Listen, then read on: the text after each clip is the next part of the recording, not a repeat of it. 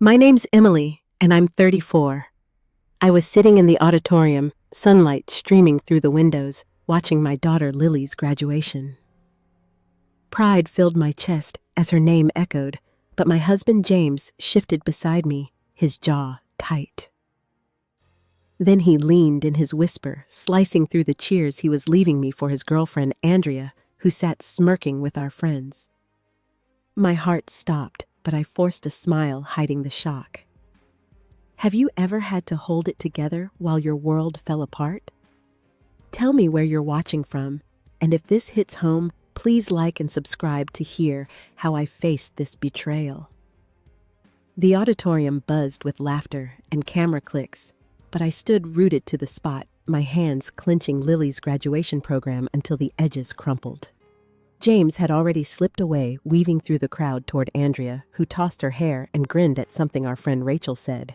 My chest tightened like someone had wrapped it in barbed wire. Lily bounded over her cap slightly askew and threw her arms around me.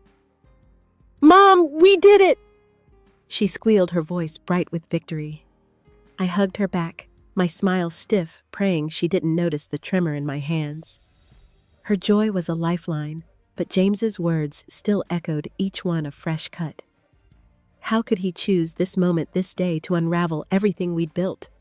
I scanned the room, my eyes landing on Andrea. She stood too close to James, her laugh sharp and carefree, like she belonged here among our friends. My stomach churned as I caught a glimpse of her phone screen propped up on the table while she posed for a photo. It showed her and James cheek to cheek at a beach I'd never seen. The timestamp read 4 months ago. 4 months. I'd been planning Lily's graduation party, sewing her dress, while he was building a secret life. The realization hit like a slap, my breath catching as I steadied myself against a chair. Clara, my older sister, appeared at my side, her brow furrowed. "Emily, you look like you've seen a ghost. What's going on?" Her voice was low, urgent, but her eyes darted to her phone, probably checking on her own crumbling marriage. I wanted to spill everything to let the truth pour out, but Lily was still clinging to my arm, chattering about her speech. "Just tired," I lied, my voice thin. Clara frowned, unconvinced, but didn't push. She squeezed my shoulder, her touch warm but fleeting, like she was already halfway out the door. I forced myself to move, guiding Lily toward the photo booth set up in the corner. Families milled around, their smiles easy, their lives intact. Every step felt like wading through mud. I kept stealing glances at James and Andrea, now joined by our neighbors Diane and Greg. Diane's laugh rang out too loud, and I wondered if she knew. If they all knew. The thought made my skin prickle, like I was on display, the fool who hadn't seen it coming.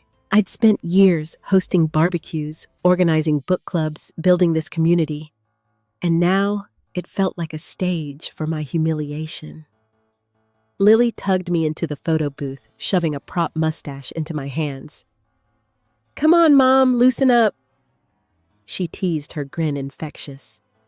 I laughed, but it felt hollow, like I was borrowing someone else's joy. The camera flashed, freezing us in a moment that looked perfect, but wasn't. As we stepped out, I caught James's eye across the room. He looked away quickly, but not before I saw the guilt flicker in his expression. Good. Let him feel it. But the satisfaction was fleeting, replaced by a heavy ache. 18 years of marriage nights spent planning our future mornings, arguing over coffee. Quiet moments, watching Lily grow. How could it all mean so little to him? I led Lily to the refreshment table, piling a plate with cookies to keep my hands busy. Clara followed, hovering like she sensed the storm brewing inside me. "You sure you're okay?" she asked again, her voice softer this time. I nodded, but my eyes betrayed me, stinging with unshed tears. I couldn't tell her, not yet.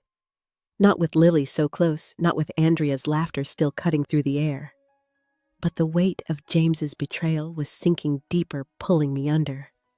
I glanced at Andrea's phone again, now tucked into her purse, and wondered what else I'd missed. What else had he hidden? The question gnawed at me, sharp and relentless, as the crowd's chatter grew louder, closing in around me. The refreshment table blurred as I stacked another cookie on Lily's plate, my fingers trembling. The crowd's chatter felt like a swarm of bees, each voice amplifying the chaos in my head. I needed airspace, anything to escape the weight of James's betrayal pressing down on me. Clara lingered nearby, her eyes searching mine, but I couldn't meet them. If I spoke, I'd shatter, and Lily didn't deserve that. Not today. I handed Lily the plate, forcing a smile. "Go show Grandma your diploma," I said, nudging her toward my mom, who was beaming near the stage. Lily bounded off, oblivious to the storm inside me. I slipped toward the auditorium's side exit, my heels clicking on the polished floor. The hallway was quieter, lined with lockers and faded posters from the spring musical. I leaned against the wall, my breath shallow, trying to steady myself. But then Rachel appeared, her purse swinging, her face a mix of concern and curiosity. "Emily, are you all right?" she asked, her voice too loud for the empty space. I straightened, wiping my palms on my dress. "Fine," I said, but the word sounded brittle, like it might crack. Rachel stepped closer, her perfume sharp and floral. "I saw James with Andrea," she said, her tone careful, like she was testing the waters. "I didn't know how to tell you. I heard rumors, but—" She trailed off, her eyes darting away. My stomach twisted. Rumors. How long had people been whispering behind my back? I pictured our book club nights, Rachel's hesitant smiles, the way she'd change the subject when James came up. She knew. Maybe they all did. The realization burned a fresh layer of shame piling onto the hurt. "I need some air," I muttered, brushing past her. Rachel called after me, but I kept walking, pushing through the glass doors to the school lawn. The June sun was relentless, warming the grass and the clusters of families snapping photos. I spotted James and Andrea near the fountain, his hand on her lower back, her laugh carrying across the yard. Our friends Greg and Diane stood with them, nodding like nothing was wrong. Like I wasn't standing here, unraveling. I found a bench under a sprawling oak and sank onto it, my dress sticking to my thighs. My purse sat heavy in my lap, and I fumbled for my phone, desperate for a distraction. But as I opened it, a notification popped up, a shared photo album from our last family vacation. I clicked before I could stop myself. There was James grinning on a pier, Lily on his shoulders, me sunburned and laughing, holding an ice cream cone. The memory stung sharp and vivid. Had he been planning this even then? Had Andrea been waiting in the wings, ready to step into my life? Footsteps crunched behind me, and I looked up to see Rachel again, this time with a plastic cup of punch in her hand. "I'm sorry, Emily," she said, sitting beside me without asking. "I should have said something sooner. I didn't want to hurt you." Her words sounded rehearsed, like she'd practiced them in her head. I stared at the fountain where Andrea was now posing for a photo, James's arm around her waist. "You didn't want to hurt me," I said, my voice low, sharp. "Then why are you telling me now when everyone's watching?" Rachel flinched, her cup crinkling in her grip. "I thought you deserved to know," she said, but her tone wavered, like she was more interested in the drama than my pain. I stood, my legs unsteady, and walked away before she could say more. The lawn felt like a minefield, every glance from a neighbor or friend laced with pity or judgment. I passed Diane, who averted her eyes, her loyalty clearly with Andrea now. My throat tightened, the urge to scream building in my chest. I headed toward the parking lot, needing to be alone, but froze when I overheard Andrea's voice near a picnic table. "James and I are going to Paris next month," she said, her words dripping with pride. "He's finally free to live the life he deserves." Diane laughed, agreeing, and I felt my blood boil. Paris. Our joint savings had funded that dream, the one James and I had planned for our 20th anniversary. He'd taken it, twisted it, and handed it to her. The betrayal wasn't just about love. It was about everything we'd built, everything I'd trusted him with. My hands shook as I gripped my purse, the edges of an idea forming dark and defiant as I walked back into the crowd. I stood in the parking lot, the summer heat pressing against my skin, my purse still clutched tight as Andrea's words about Paris echoed in my head. The idea that had sparked moments ago burned hotter now, a mix of anger and resolve, but I pushed it down. Not yet. I needed to get through tonight for Lily. I drove home, the radio off, the silence heavy with questions I didn't want to answer. Had James ever loved me? Or was our life just a placeholder until something better came along? The thought twisted like a knife. When I pulled into our driveway, the house looked too quiet, its white shutters and neatly trimmed lawn mocking the chaos inside me. Lily was at a friend's celebrating, so it was just me and James. I found him in our bedroom, tossing shirts into a suitcase, like he was packing for a weekend trip. The casualness of it made my blood boil. "You're moving out tomorrow?" I asked, my voice sharper than I intended. He didn't look up, just nodded, folding a sweater I'd bought him last Christmas. "Yeah, Emily, it's for the best." "For the best?" I stepped closer, my hands shaking. "You think stealing our savings for your girlfriend's trips is for the best?" His head snapped up, eyes narrowing, but he didn't deny it. I'd found the bank statements earlier tucked in his desk drawer, while looking for Lily's insurance papers. Thousands gone dinners, hotels, a diamond bracelet for Andrea, money we'd saved for Lily's college for our future. "You had no right," I said, my voice cracking. James shrugged, zipping the suitcase. "You never understood what I needed." "Andrea does." His words hit like a punch, knocking the air from my lungs. I wanted to scream, to throw something, but the bedroom felt too small, the walls closing in. I stormed to the kitchen, needing distance, and started scrubbing dishes, the hot water scalding my hands. But then I heard Lily's key in the door. She burst in, her graduation gown slung over her arm, her face crumpling when she saw James's suitcase in the hall. "Dad, what's going on?" she asked, her voice small, like she was 6 again. James appeared, his expression softening for her in a way it never did for me anymore.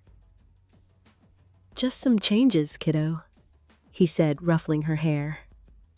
I gripped the sink, my knuckles white as Lily's eyes darted to me. "Mom," she whispered. I forced a nod, unable to speak, but she wasn't fooled. She ran upstairs, her door slamming, and the sound shattered something inside me. I turned to James, my voice low, venomous. "You're breaking her heart, and you don't even care." He rolled his eyes like I was overreacting, and that was when I saw it, a credit card statement peeking out of his jacket pocket, one I'd never seen before. I snatched it before he could stop me, my eyes scanning the charges, a lease for an apartment downtown, furniture utility deposits. He'd been planning this for months, building a whole life without us. "You're pathetic," I spat, throwing the paper at him. He grabbed my wrist, his grip tight, his face inches from mine. "You don't get to judge me, Emily. You're the one who let this marriage die." I yanked my arm free, my heart pounding, the room spinning. I thought of every sacrifice I'd made, quitting my design job to manage our home, stretching our budget for Lily's dance lessons, believing in us when he stopped trying. And now he was rewriting our story, making me the villain. I backed away, my chest heaving, as he grabbed his jacket and stormed out the front door, slamming. Alone in the kitchen, I sank to the floor, the cold tiles biting my knees, my anger giving way to a raw, aching grief that threatened to swallow me whole. The kitchen tiles numbed my knees as I sat there, the house too quiet after James's exit. My hands shook, still feeling the ghost of his grip on my wrist. I wanted to chase after him, demand answers, but my legs wouldn't move. Instead, I stared at the credit card statement crumpled on the floor, its numbers blurring through tears I hadn't noticed falling. A whole apartment, a new life. He'd planned every detail while I was folding laundry planning Lily's future, believing we were still a team. I dragged myself to my feet, the ache in my chest spreading like wildfire. Upstairs, Lily's door was shut, faint sobs seeping through. I knocked softly, my voice hoarse. "Sweetie, can I come in?" No answer. I leaned my forehead against the wood guilt gnawing at me. This was her day, her triumph, and now it was tainted because I couldn't shield her from this mess. I slid down to the hallway carpet, listening to her cry each sound, a reminder of how I'd failed her. Morning came too fast, the sunlight harsh through the diner's windows where I met Clara for coffee. The place smelled of bacon and syrup, but my stomach churned at the thought of food. Clara slid into the booth, her eyes puffy from her own troubles. "You look awful," she said, blunt as ever, pushing a mug toward me. I gripped it, the heat grounding me as I spilled everything James's announcement, the savings, the apartment. Her jaw tightened, but her phone buzzed, pulling her attention. "I'm here, Em," she said, but her divided focus stung. Even my sister was half gone. The diner door chimed, and Diane walked in her purse, swinging like a weapon. She spotted me, hesitated, then turned away, joining a table of women who glanced my way with tight smiles. My skin burned under their stares. I recognized them, PTA moms, book club regulars, people I'd shared potlucks and secrets with. Now they were Diane's allies, whispering as she leaned in her voice low but sharp. I caught fragments. Poor Emily. Always so naive. Andrea's so much more fun. Each word carved deeper, stripping away the life I'd built in this town. Clara reached for my hand, but I pulled back my throat tight. "They all knew, didn't they?" I whispered. She sighed, nodding. "Some did. Diane's been cozying up to Andrea for weeks, bragging about their parties." Parties? While I was home budgeting for Lily's college, James and Andrea were living a life I wasn't invited to. The betrayal wasn't just his, it was this whole community turning their backs like I was the one who'd done something wrong. I paid for the coffee and left the diner's chatter fading behind me. Outside, the main street was alive with Saturday shoppers, but I felt like a ghost, invisible among familiar faces. At the grocery store, I pushed a cart through aisles, mechanically tossing in cereal and milk when I overheard two neighbors by the produce. "James deserves better," one said, not seeing me. "Emily was always so ordinary." My cart wobbled as I gripped the handle, my face hot. Ordinary. The word clung to me heavy and cruel as I abandoned the cart and fled to my car. Back home, I found Lily curled on the couch, her phone lighting up with graduation photos. She didn't look up, her silence louder than any argument. I sat beside her, searching for words, but my mind replayed Diane's voice, the neighbor's judgment, Clara's distraction. Everyone had chosen sides, and I was alone on mine. The weight of it pressed harder, my heart racing, as I realized how far James's betrayal reached into my home, my town, my daughter's eyes.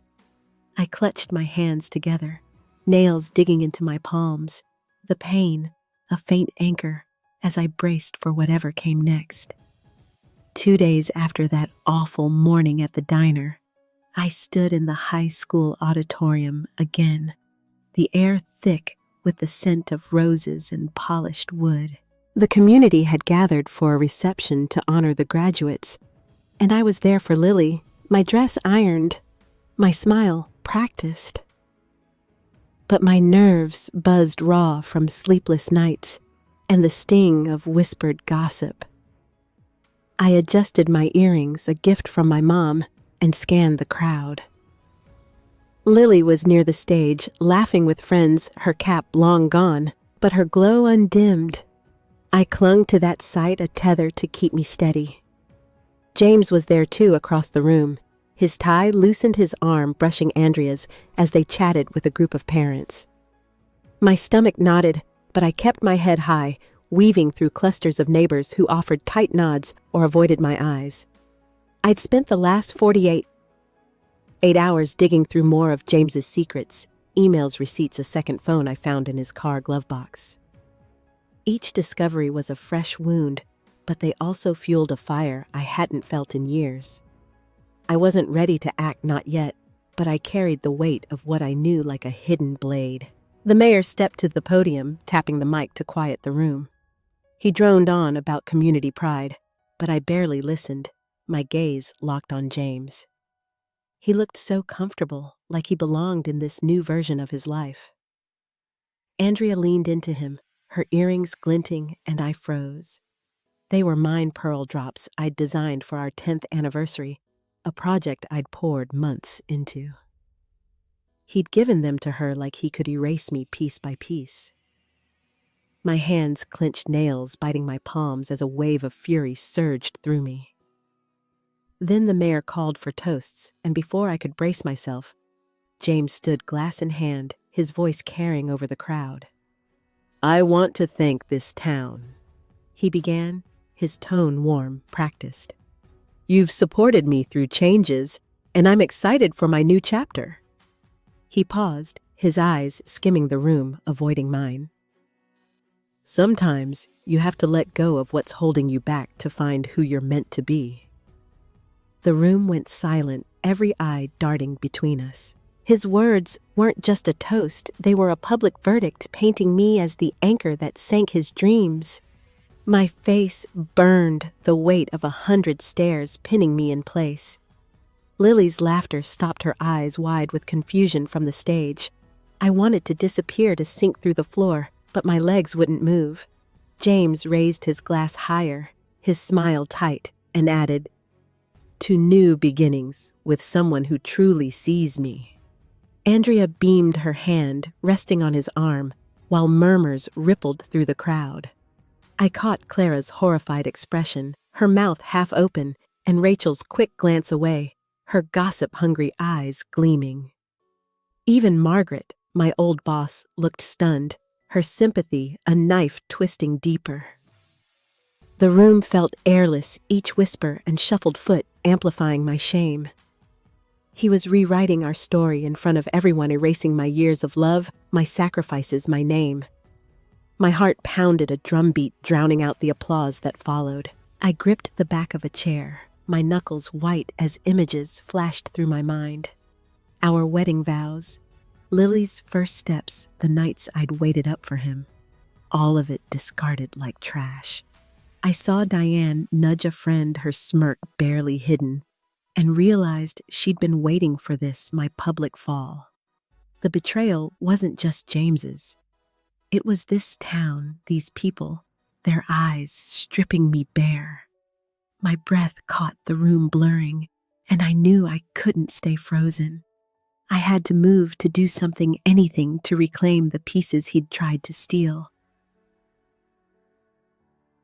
The applause faded, but the weight of James's words clung to me, each syllable a fresh bruise. My hands trembled, but I forced them steady, smoothing my dress as I rose from my chair.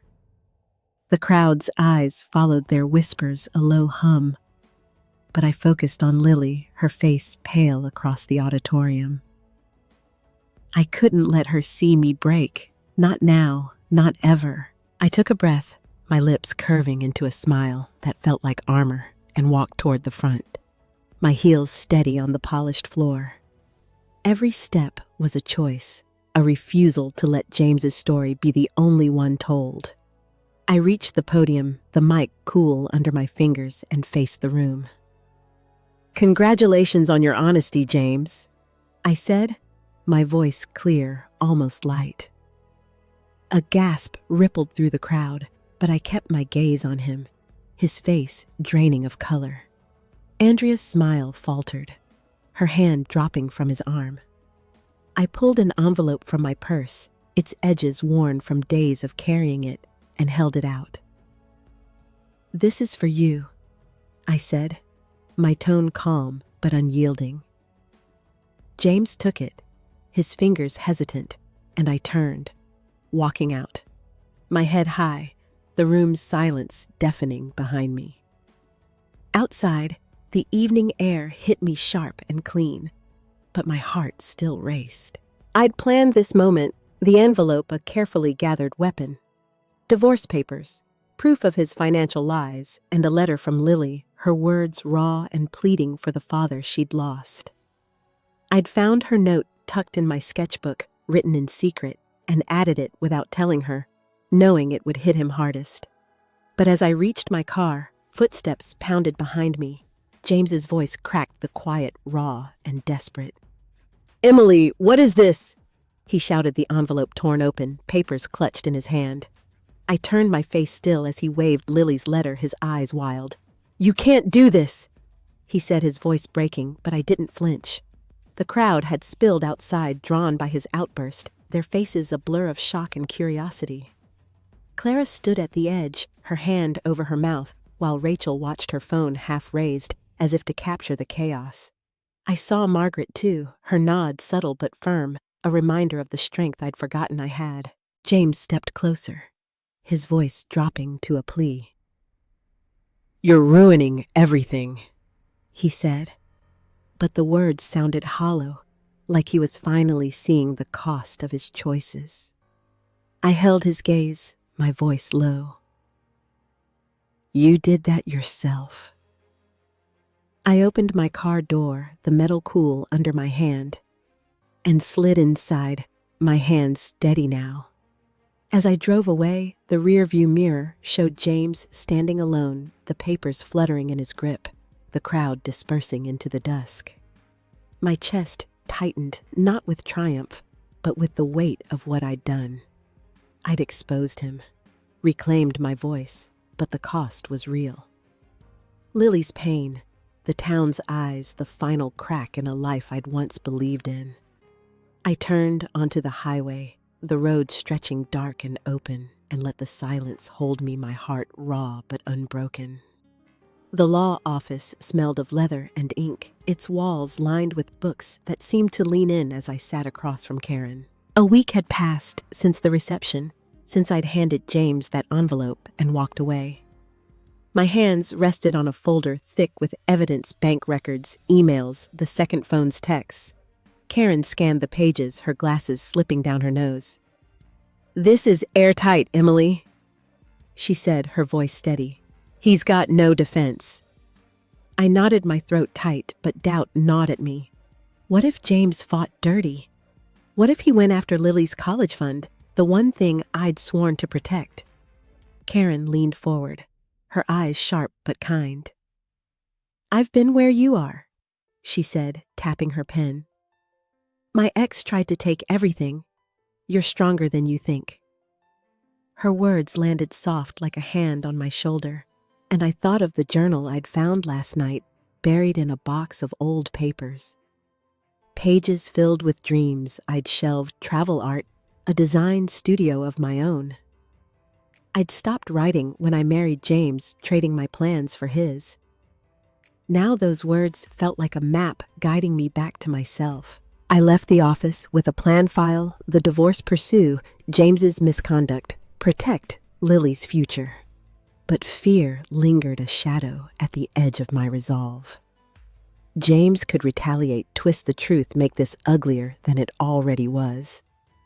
I drove to the community center, my hands tight on the wheel, and joined the support group I'd found online.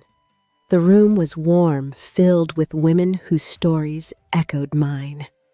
I listened, my arms crossed, until a woman named Elise, her hair, a vibrant red, slid a sketchbook across the table.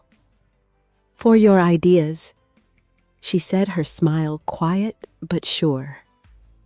I took it, the leather cover cool, and felt something shift, a spark, small but real. That night, I sat in my home office, the house still, Lily asleep upstairs. My laptop glowed open to a blank email. I typed a pitch to Margaret, my old boss offering freelance design work. My fingers trembled, Self-doubt whispered. I was too old, too rusty. But I thought of Elise's sketchbook of Karen's belief of Lily's future. I hit send, my breath catching, and opened the sketchbook, sketching a logo inspired by the curve of a river free and flowing. It was rough, but it was mine. My phone buzzed, James texting threats to drag out the divorce. I stared at his words, my heart racing, but didn't reply. Instead, I sketched faster, the pencil scratch louder than his noise. I was done waiting for his permission to live. The law office faded behind me as I drove home, Karen's words echoing, "Fight for what's yours." My hands gripped the wheel steadier now, the city lights blurring past. I wasn't just fighting for money or Lily's future. I was fighting for me, the woman I'd buried under years of compromise. That night, I sat at my kitchen table, a single lamp casting shadows on the walls. My laptop glowed open to an email draft. I typed a pitch to Margaret, my old boss offering freelance design work. My fingers hesitated, doubt creeping in. Could I still do this? But I thought of Lily asleep upstairs and hit send. A small act, but it felt like cracking open a door long shut. The next morning, I joined a support group for divorced women held in a community center that smelled of coffee and old books. I almost turned back at the door, my nerves raw, but a woman with bright red hair waved me in. "I'm Elise," she said, her smile warm, unjudging. The group sat in a circle, sharing stories of betrayal and rebuilding. I stayed quiet at first, my arms crossed, but their voices, raw, honest, drew me out. When I spoke, my words tumbled free: James's affair, the savings, the public toast. Elise nodded, her eyes steady, and handed me a blank sketchbook. "Draw your new life," she said softly. I clutched it, the weight of her belief anchoring me. Back home, I opened the sketchbook, my pencils untouched for years. I sketched a logo bold and fluid, inspired by the curves of Lily's graduation gown. It was rough, but it was mine.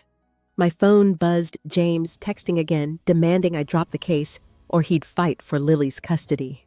My stomach lurched, but I didn't reply. Instead, I emailed Karen, attaching more evidence screenshots from his second phone, proof of his lies. Each click felt like a brick in a wall. I was building one he couldn't tear down. That evening, I sat on the porch, the air cool, crickets humming. Lily joined me, her hair tucked behind her ears. "You're different, Mom," she said, her voice curious. I looked at her, my heart full. "I'm finding my way," I said, and meant it. The sketchbook lay open on my lap, its first page no longer blank. I traced the lines of my design, my fingers steady, and felt a quiet strength settle in my bones, a strength James couldn't touch.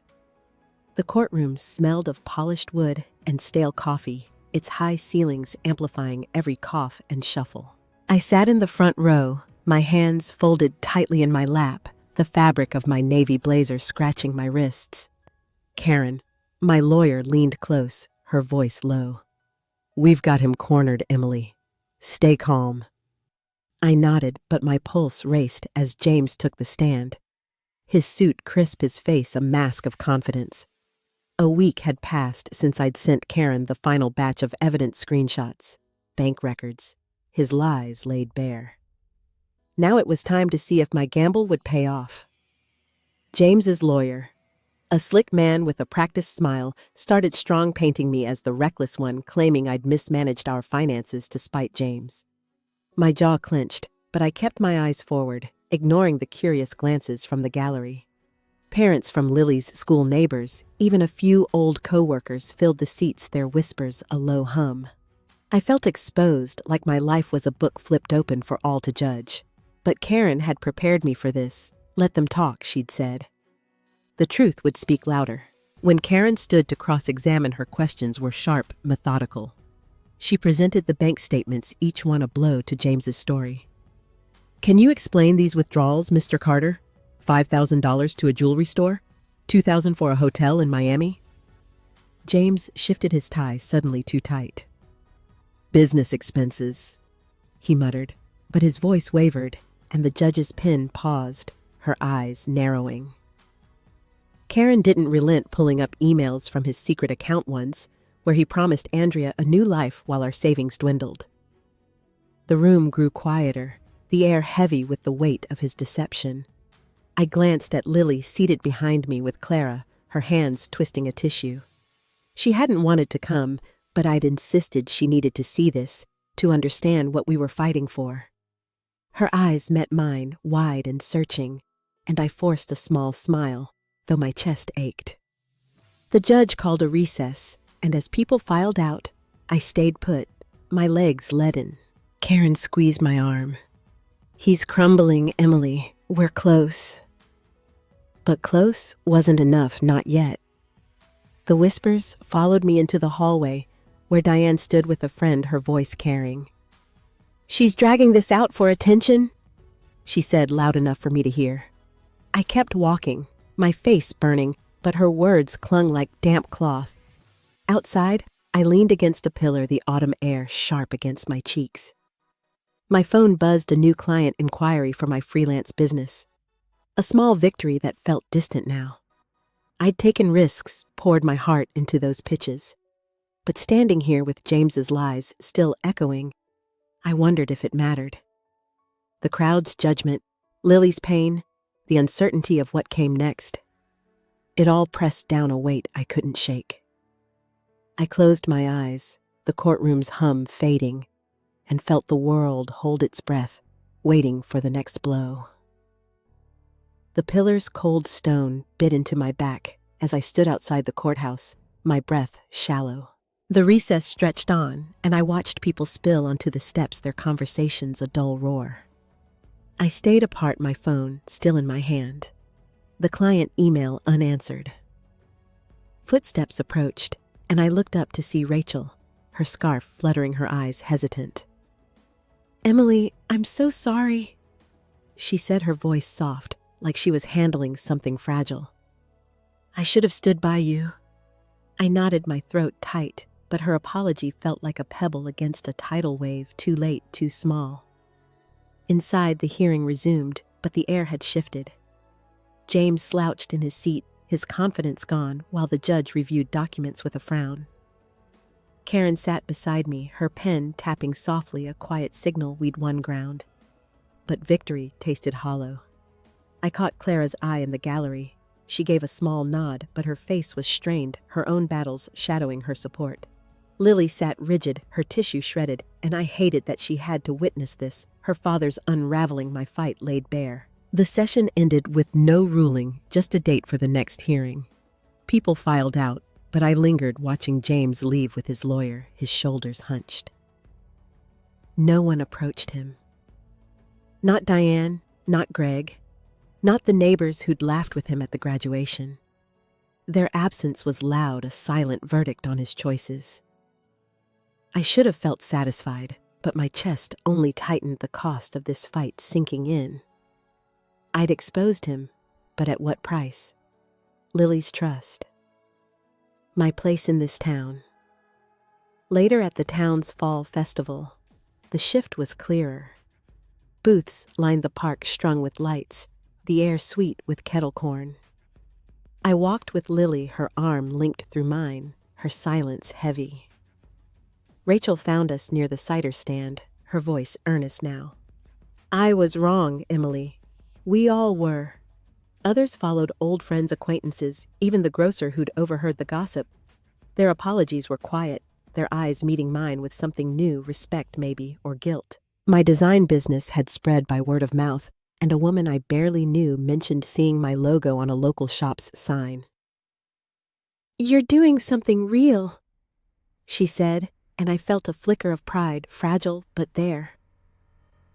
But Diane was at the festival too, her laughter sharp as she stood by a game booth. She saw me and her smile faltered, her friends turning away. No one whispered now. The rumors she'd spread had faded, replaced by murmurs of "my fight, my work." I met her gaze, my face calm, and she looked down first. It wasn't triumph, it was heavier, a quiet shift in the air. I tightened my grip on Lily's arm, her warmth grounding me, but as we walked past the festival's glow, a weight settled deeper. I'd changed the story, but the scars remained etched in every glance, every step. I looked at the darkening sky, my heart steady but bruised, and wondered what I'd lost to get here. The backyard was still bathed in the soft gold of a late summer evening, the kind where the air feels like a warm blanket. I knelt in the dirt, my hands buried in soil, planting marigolds with Lily. The flowers were her idea, a project we'd started years ago, but abandoned when life got too heavy. Now, with the divorce hearing behind us and James's shadow fading, it felt right to try again. Lily hummed softly, her trowel scraping earth, her presence a quiet anchor. I glanced at her, her hair catching the light, and felt a pang, not pain, but something softer, like gratitude. We worked in silence, the kind that doesn't need filling. The garden bed was small, tucked against the fence, but it was ours. I pressed a seedling into place, the roots delicate in my fingers, and thought about how much had changed. Months ago, I'd been unraveling my world, cracked open by James's betrayal. Now, my hands were steady, my heart less raw. I wasn't whole, not yet, but I was growing like these flowers, finding my way toward light. Lily sat back, wiping sweat from her brow. "Do you think Dad will ever come back?" she asked, her voice careful, like she was testing the air. The question hung between us, heavy, but not sharp. I set my trowel down, choosing my words. "He's on his own path, sweetheart," I said. "But we've got ours, and it's enough." She nodded, her eyes distant, and I saw her strength, the way she was learning to carry this too. It hurt knowing she had to, but it also made me proud. We unearthed a small metal box while digging, rusted at the edges, a time capsule we'd buried when Lily was 10. She pried it open, revealing a folded drawing of our family stick figures with wide smiles. A dog we never got, a house with a too big sun overhead. "Look at us," she said, her voice catching. I traced the crayon lines, my throat tight. That version of me had believed in forever. But this version knew better, not with bitterness, but with clarity. I tucked the drawing into my pocket, a keepsake of who we'd been, not a chain to hold us back. The sun dipped lower, painting the sky in streaks of pink. Lily leaned against me, her shoulder warm, and I felt the weight of her trust. We'd lost something, but we'd gained this, a bond forged in truth, not promises. I looked at the marigolds, their roots now safe in the earth, and let my breath slow the world, quieting around us. For the first time in months, I wasn't bracing for the next blow. I was just here with my daughter, planting something new. The backyard's glow faded as dusk settled, the marigolds now just shapes in the twilight. Lily had gone inside, her laughter trailing through the screen door, leaving me alone with the quiet. I stood brushing dirt from my knees and walked to my small studio shed, its windows dark but inviting. Inside, the air smelled of paper and paint, my new world taking root. I flicked on a lamp, its light soft, and sat at my desk where a stack of client briefs waited. My fingers grazed a finished logo, its lines bold yet gentle, a piece of me reborn. I opened my laptop, the screen casting a cool glow. An email from Margaret popped up, praising my latest design and offering another project. A year ago, I'd have doubted myself, questioned my worth.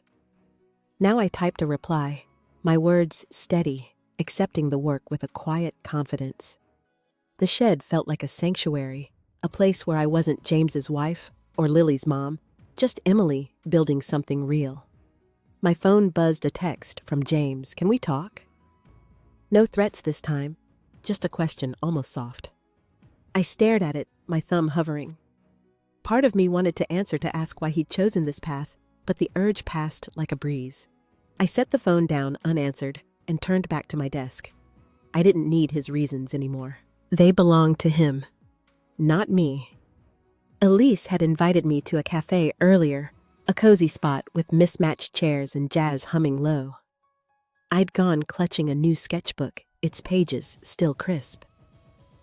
Over coffee, she'd talked about her art show, her eyes bright, and asked me to display a design alongside her work. "You're ready?" she'd said, her faith unwavering. I'd nodded, a warmth spreading in my chest, not from her words, but from knowing I believed it too.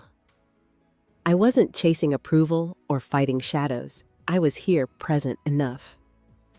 Back in the shed, I picked up a pencil and sketched not for a client, but for me. The lines formed a tree, its branches reaching wide roots deep. It wasn't perfect, but it was honest. I leaned back, the night pressing against the windows, and felt my breath ease. The world outside could wait. For now, I was still, my heart no longer racing, my hands no longer clenched. I closed the sketchbook, the soft snap of its cover, a sound of closure, and stepped into the night, ready for whatever came next. A year had passed, and the August sun warmed our living room, where boxes lined the walls, labeled in Lily's neat handwriting. She was leaving for college tomorrow, her suitcases packed with dreams bigger than this small town. I stood in the kitchen stirring iced tea, the clink of ice grounding me. Friends filled the house, Clara, Elise, Natalie, their voices weaving a soft hum of laughter and chatter.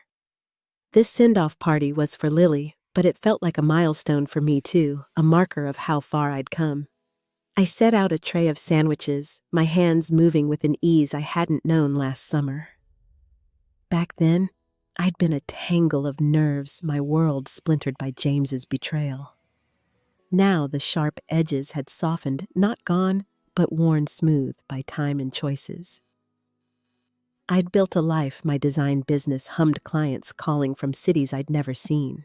My studio shed, once a refuge, was now a hub of color and ideas, its walls pinned with sketches that carried my name.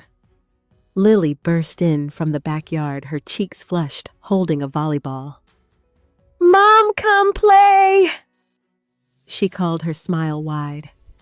I laughed, wiping my hands on a towel, and followed her outside. The grass was cool under my feet, the air sweet with honeysuckle. Clara spiked the ball, her grin fierce, while Elise cheered, her red hair catching the light. Natalie, ever the journalist, snapped photos, promising to send them later.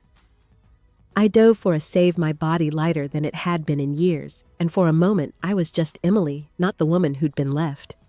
James arrived later, his knock hesitant. I let him in, my face calm, no trace of the old anger. He looked smaller somehow, his eyes avoiding mine as he hugged Lily. "Proud of you, kid," he said, his voice thick. She nodded, polite but distant, and I saw the gap he'd carved between them. He stayed for a slice of cake, then left quietly. No drama, no demands. I watched him go, my heart still, no need to chase answers anymore. That chapter was closed, its pages turned. Back inside, I slipped upstairs to my room, needing a moment alone. My dresser held a small box, and I opened it, revealing a necklace I'd made for Lily Silver, with a tiny pendant shaped like a seed. It wasn't flashy, but it was honest like us. I held it, the metal cool against my palm, and felt a quiet pride. This was my gift to her, a piece of my strength to carry forward. I closed the box, my breath slow, and returned to the party, ready to celebrate my daughter and the woman I'd become. The party wound down, and I found myself in the park near our house, the night air cool against my skin. Lily had dragged everyone for a final walk, her laughter echoing as she raced Clara to a swing set. I trailed behind my sandals, crunching on gravel, the necklace box tucked in my pocket. The stars were sharp overhead, a map of light I hadn't noticed in years. I sat on a bench, the wood worn smooth, and watched my daughter, now a young woman, her future unfolding like a road I couldn't walk for her. I thought about the past year, not the pain, but the quiet moments that stitched me back together. Mornings spent sketching in my shed, the hum of my own ideas filling the silence. Evenings with Elise, sharing stories over wine, her laughter a reminder that I wasn't alone. Clara's steady presence, her own struggles mirroring mine, taught me that healing wasn't a race. Even Natalie's article's small features on my work showed me my worth wasn't tied to James's choices. I'd learned to stand in my own light, not because I'd won, but because I'd chosen to keep going. The lesson wasn't loud or grand. It was, this betrayal can break you, but it also shows you what you're made of. I didn't need James's apology or the town's approval to rebuild. I needed my own permission to let go, not of love, but of the weight of his lies. I forgave him, not for him, but for me to free my heart for Lily, for my work, for the days I hadn't yet lived. Life doesn't hand you justice. It hands you choices, and I'd chosen myself. Lily ran over breathless and sat beside me. I pulled out the box and placed the necklace in her hands. "For you," I said, my voice soft, "a piece of us." She slipped it on the pendant, glinting, and hugged me, her warmth, a promise we'd be okay. We sat there, the park quiet, the world holding its breath. I wasn't the woman I'd been, but I liked this one better, scarred, steady, whole. What moment made you realize your own strength? Share it below. I'd love to hear your story. If this journey resonated with you, please subscribe, and share it with someone who might need it. Thank you for listening, for being here. Here's to finding peace, one step at a time.